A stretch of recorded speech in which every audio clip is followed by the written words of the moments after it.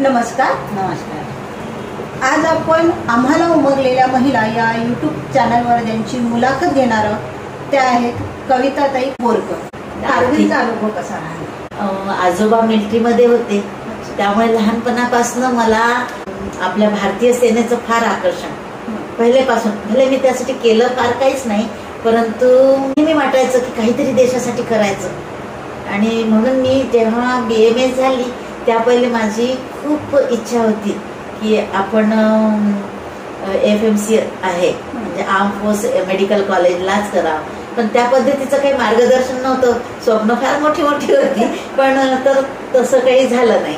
पण जिथे राहू तिथे सेवा करायची. माझी आई म्हणायची की हे नाही मिळालं म्हणून आपलं व्रत काही कमी नसतं, पण जो भेटला हाती तिथून सेवा चालू करायची. आझादीचा अमृत महोत्सव ज्यावेळी आला तर कुठेतरी सुप्त जो माझा इच्छाशक्ती होती तिला नियतीने ऐकलं आणि अचानक माझ्या एका मैत्रिणीचा फोन आला, एक टूर आहे आणि जर चलशील तर आपल्याला पाकिस्तान बॉर्डर पर्यंत जाता येईल आणि सेवा पण करता येईल, कारण की तिथे आरोग्य शिबिर घ्यायचे आपल्याला.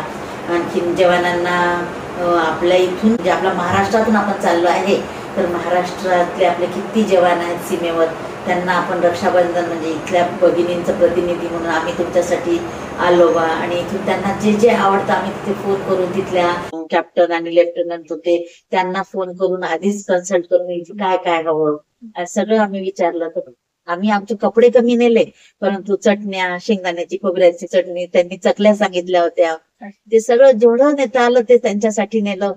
खूप छान मिठाया, राख्या खूप साऱ्या घेऊन गेलो. इथूनही खूप लोकांनी, संस्थांनी वेगवेगळ्या, पुण्यावरून पूर्ण टीम होती ती, नाशिक आणि पुण्याची. इथनं फक्त मी आणि माझी मुलगीच होतो. हो. आणि तिकडे तर अतिशय थरारक प्रवास होता. शेवटी आम्ही 5च जण होतो आणि एवढा मोठा प्रवास करायचा, रस्ते माहित नाही, तिकडचे ड्रायव्हर, आणि खूप भीती पण वाटायची. आणि कारगिलमध्ये तर जेव्हा पोहोचलो तर असं वाटलं की आम्हाला यांनी पाकिस्तानातच नेलं की काय. रात्री 10 वाजता जिथे पोहोचायचं, जागोजागी चेकपोस्ट करता करता, आणि मग एकदम शेवटलं म्हणजे जिथे बॉर्डर, एक पाय इंडियात आणि एक रेष ओलांडली तर दुसरा पाय पाकिस्तान. टिटवाल म्हणून गाव आहे, म्हणजे प्रत्येक ठिकाणी जी बॉर्डर असते तर टिटवाल जे गाव आहे शेवटलं गाव, तर तिथे आम्ही पोहोचलो होतो. आणि तिथे सायकल रॅली होती 75 किलोमीटरची पहाडीमध्ये. त्या रॅलीला सगळे कमांडिंग ऑफिसर्स आणि सगळे मिलिटरीचे सगळे मोठे मोठे ऑफिसर. असं वाटलं की तिथे रात्रीच्या वेळी की हे कुठे रॅली घेतील. आणि सकाळी पाहिलं तर पूर्ण भारतभरातून 75 वयापर्यंतचे लोक सायकल घेऊन आलेले होते. आणि इतकी सुंदर रॅली आणि खूप जश्नही खूप वाढा, आझादी का अमृत महोत्सव अशा प्रसंगाला आम्हाला गेस्ट म्हणून बसता आलं.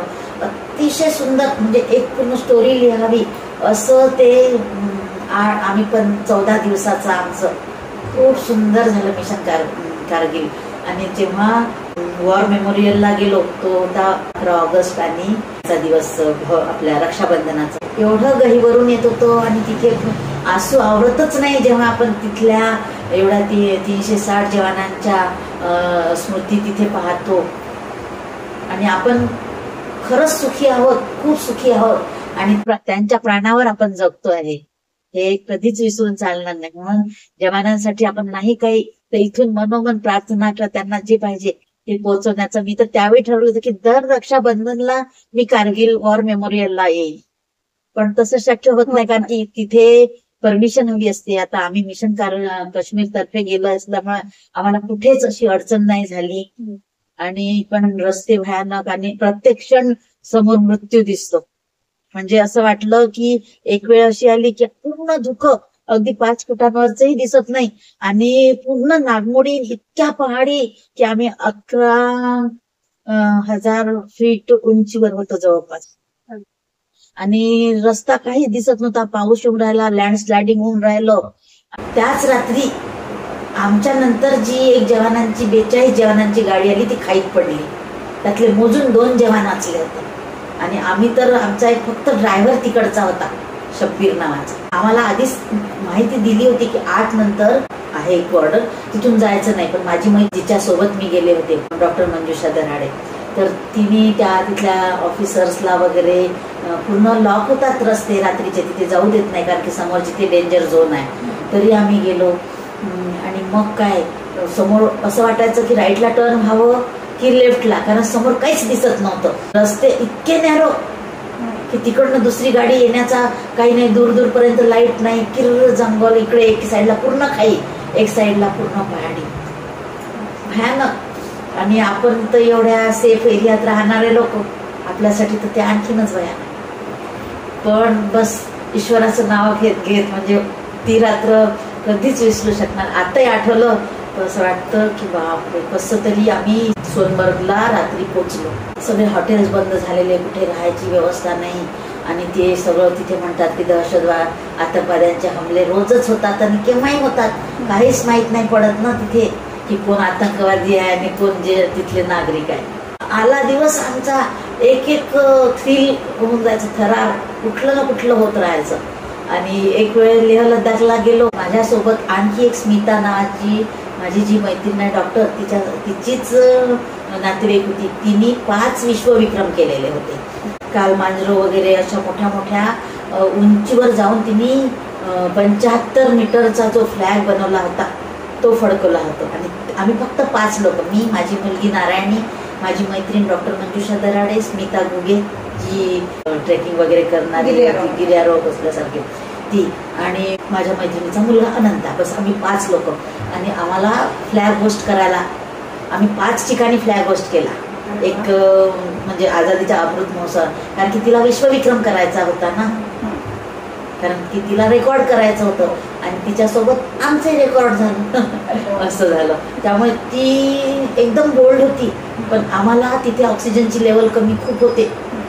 असं वाटतं की आत्ता जीव जातो की राहतो, इतक्या लवकर दिवस डुबून जातो. जायला मनाई असते. तर त्या खारदुंगला पोस्टला 15 ऑगस्टच्या दिवशी आम्ही पोहोचलो. ते 18,742 हो. आणि तिथे ऍक्च्युली आम्ही उमलिंगला फ्लॅग होस्ट करणार होतो. म्हणजे तिचं स्वप्न होतं की उमलिंगला फ्लॅग होस्ट करायचं, परंतु लँडस्लायडिंग झाल्यामुळे आणि आम्ही ते डिस्टन्स कव्हर नव्हतं करू शकत. म्हणून मग खारदुंगला पोहोचला. सकाळी 6:15 फ्लॅग होस्ट झाला आमचा. म्हणजे थंडी -18 डिग्री टेम्परेचरमध्ये, आपल्याला तर प्लस डिग्री टेम्परेचरमध्ये राहायची सवय नाही. पण एक जोश असतो ना, म्हणजे मी मानलं की मला तर थंडीत आपल्या इथल्या थंडीतही माझे हातपाय निळे पडतात. म्हणजे मला अशी सवय, माझे पाय पूर्ण असे काळपट होऊन जातात. आणि त्या थंडीत मी फक्त साडीवर, म्हणजे स्वेटर पण नाही घालून, फक्त कॅप आणि फ्लॅग होस्ट केला. आणि तिथे 20 मिनिटाच्या वर आपल्या इकडचे लोक राहू शकत नाही. अर्धा तास आम्ही फ्लॅग होस्ट, राष्ट्रगीत म्हटलं तिथे. आणि त्या जवानांनी खूप, त्यांचा फ्लॅग आमच्या नंतर होस्ट झाला, आम्ही पहिले होस्ट केला.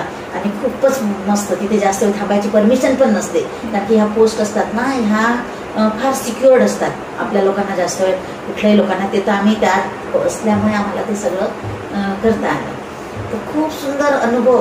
कारगिलला जवानांना एका रांगेत 120-130 जवान, आणि त्यांना अक्षर टीका करून ओवाळण्याची एक अप्रतिम म्हणजे आनंद मनात. आणि त्यांना आणलेल्या मिठाया देण्यात, आणि त्यांना आमच्यासोबत आणखीन एक पथक होतं, तर त्यांचे सर्टिफिकेट आमच्या हातून त्यांना देण्यात आले.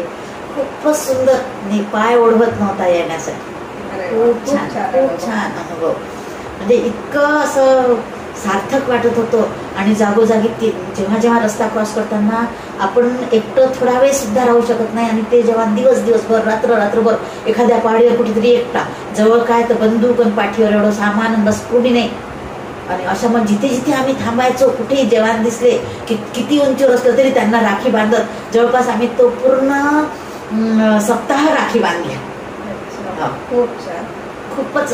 आणि आम्ही त्यांना सांगत होतो की हमारे तरफ से नहीं, हमारे महाराष्ट्र की सभी बहनों की जान इसमें है, जो आप हमारी जान बचाते हैं, तो इसलिए हम आपके संरक्षण के लिए, आपके लिए खूप बहुत सारी दुआएं लेके आए हैं, असं आम्ही त्यांना सांगायचो. ते खूप खूप चांगले असतात. खूप छान. अक्षरशः रोंगटे म्हणजे आताही आठवलं की पूर्ण तिथे गेल्यासारखं होतं. आजपर्यंत विसरू नाही शकलो. आणि प्रत्येक दिवसाचा प्रवास तिथला इतका थ्रिलिंग होता. एक वेळ म्हणजे बस आमची गाडी निघणार तर लँडस्लायडिंग झालं. तिथे लँडस्लायडिंग झालं म्हणजे 8 ते 10 तासाचा निचर, कारण की रस्ते इतके नॅरो. जेव्हा कधी मिल्टीचीच गाडी पोहोचते, तीच तिथली माती दूर करेल. आणि त्यानंतर वाहनांना कुठे खायला नसतं, काही मॅगी सुद्धा नाही भेटत तिकडे पहाडीत, फक्त मॅगीच कुठे जर असलं शेल्टर. आणि खूप. आणि आमच्यासोबत एक बायकर होते. आम्ही जेव्हा लेह लद्दाखला गेलो ना, तर तिथे पँगॉंग लेकच्या तिथे फ्लॅग होस्ट केला आम्ही. तर तिथे 250 बाईक रायडर्स आलेले होते आणि इतकं त्यांच्यासोबत आम्ही तो फ्लॅग होस्ट केला तिथे. म्हणजे 5 ठिकाणी जो फ्लॅग होस्ट केला, 75 मीटरचा तो फ्लॅग तिरंगा. तर खूपच म्हणजे प्रत्येक दिवसाचा अनुभव ती खूप चांगला. सायकल रॅली तर इतकी भयानक होती की 75 मीटर एवढ्या वरून, पहाडीवरून एकदम खाईतून पुन्हा वरती वेगवेगळ्या याच्यावर ठिकाणी. आणि तिथे त्यांनी इतकी जवानांनी वाजता सगळीकडे ॲपल त्या थोड्या डिस्टन्सवरचे. आणि माझे फोटोज आहेत, मी तुम्हाला दाखवेन. एवढा मोठा तिरंगा सगळीकडे हातात घेऊन आम्ही एवढ्या जोरजोराने ओरडायचो, इतका जोश की असं वाटायचं की आपण जसं काही देशाला खूपच काही करून राहिलो, फक्त फ्लॅगच घेऊन होतो. पण तो पण एक अनुभव होता. आणि तिथे त्या रॅलीमध्ये आम्ही कुपवाडा रॅलीच्या नंतर जश्न कुपवाडा होतं. 7 दिवसांचा त्यांचा प्रोग्राम होता. त्या 7 दिवसात पहिला स्टार्ट जो झाला तो रॅलीपासून. आणि रॅलीचा जो आगाज आहे म्हणजे झेंडा दाखवायचा, ते आम्हाला करायला मिळालं. त्यांच्या एवढ्या मोठ्या कमांडिंग ऑफिसर्स, त्यांच्यासोबत बसायला भेटलं सगळीकडे गेस्ट म्हणून. खूपच मोठं. म्हणजे गेलो तेव्हा फक्त माझ्या मैत्रिणींनी सांगितलं की आपल्याला जायचं आहे, आणि मी म्हटलं चल जाते. तसं कुठेतरी जायचं आणि इतकं चांगली संधी आली आहे चालून, म्हटलं जाऊ. आणि खूपच मस्त अनुभव. म्हणजे सगळं थ्रिलिंग होता. आला दिवस शेवटला. कारण की लेह लद्दाखच्या तिथे जातो ना, तर त्यावेळी काय असतं की तिथे रस्तेच नाही आहे, त्या पाण्यातूनच जातो. केव्हा पाण्याची पातळी वाढेल म्हणजे रस्ता नाही. आणि इतक्या गाड्या, असं वाटते कधी त्यातून रस्ता काढायचा, पाण्यातून निघायचं, पूर्ण असं पाणी. आणि ते पहाडीतून बर्फ, ग्लेशियर पिघळलेलं ते पाणी असतो, एवढा फोर्स असतो. एक तर अतिशय गढूळ, नाही तर अतिशय पांढरं दुधासारखं. त्या मोठ्या नद्या, त्यातून ते मार्ग काढणं खूप भीती वाटते प्रत्येक वेळी, असं जीव मुठीत. खूप प्रेरणादायी, स्फूर्तिदायी आहे. अशाच मुलाखती बघत राहा